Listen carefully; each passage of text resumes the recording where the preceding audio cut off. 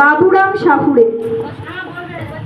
নমস্কার, আমি একটা ছড়া বলছি। ছড়ার নাম বাবুরাম সাপুড়ে।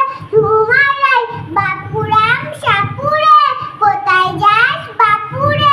আই বাবা দেখে যা, দুটো সাপ দেখে যা।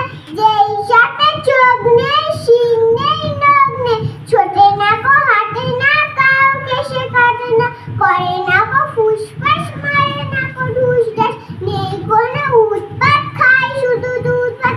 সেই সাপ জ্যান্ত, গোটা দুই আন্ত, তেড়ে মেরে ডান্ডা করে দেবো ঠান্ডা। বিজয়ীদেরকে জানাও, তারপর আবৃত্তি পাঠ করো।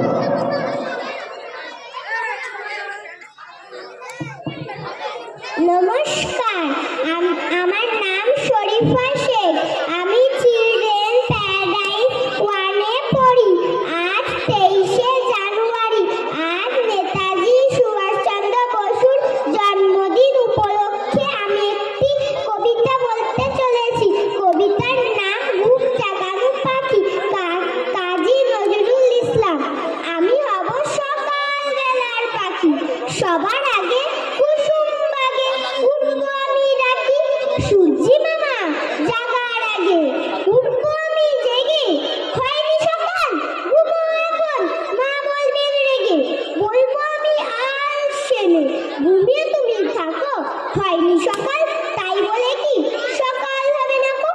আমরা যদি না জাগি মা, কেমনে সকাল হবে? তোমার